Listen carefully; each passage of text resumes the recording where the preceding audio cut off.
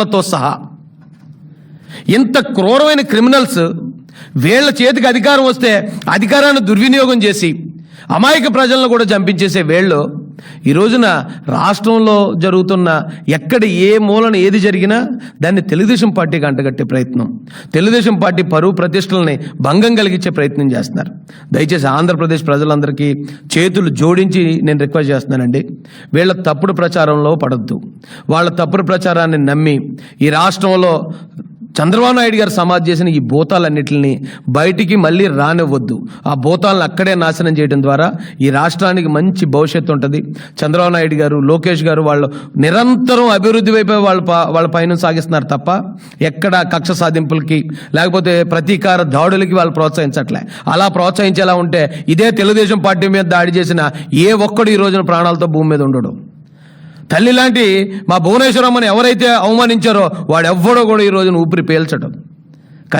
ఎక్కడికక్కడే తెలుగుదేశం కార్యకర్తలందరికీ క్రమశిక్షణ నేర్పిస్తూ మనం నాయకులుగా ఉండాలి. అవసరమైతే ఓ దెబ్బ పడైనా ప్రజల వైపు నిలబడాలి తప్ప తిరిగి దాడులు చేసే ప్రయత్నం ఎప్పటికీ చేయొద్దని మా అధినాయకుడి నుంచి స్ట్రిక్ట్ ఆదేశాలు మాకున్నాయి. ఒకవేళ ఎక్కడైనా 1-2 దాడులు ఎవరైనా జరుగుతూ ఉంటే, అంతకుముందు ఈ వైసీపీ గవర్నమెంట్లో క్రూరమైన హింస అనుభవించినోడు తట్టుకోలేక భరించలేక చేసే పని అది.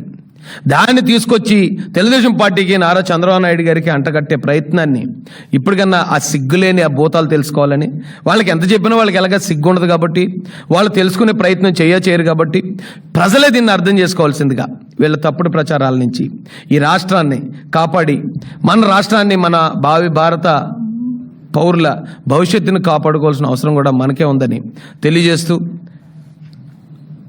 పత్రికా స్నేహితులందరికీ కూడా హృదయపూర్వకంగా ధన్యవాదాలు తెలియజేస్తూ నేను ముగిస్తున్నాను.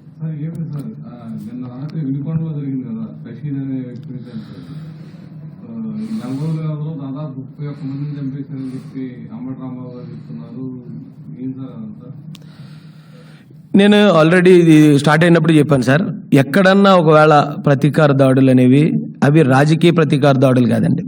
మనం ప్రతిరోజు పేపర్లో చూస్తూ ఉంటాం, ఒక క్రైమ్ వార్తలు పడతానే ఉంటాయి. ఎక్కడో ఎవరికో సరిహద్దు తగాదా వచ్చింది, ఎవరికో ఏదో సొంత లావాదేవీలు ఉన్నాయి. ఇలా జరిగిన ప్రతిదాన్ని కూడా వీళ్ళు పార్టీకి అంటగట్టి తద్వారా ఇది మేము తెలుగుదేశం పార్టీ ప్రతీకార దాడులు తెగబడుతుంది 31 మంది. ఈ గవర్నమెంట్ వచ్చిన తర్వాత 8 మంది చనిపోయారు తెలుగుదేశం కార్యకర్తలు.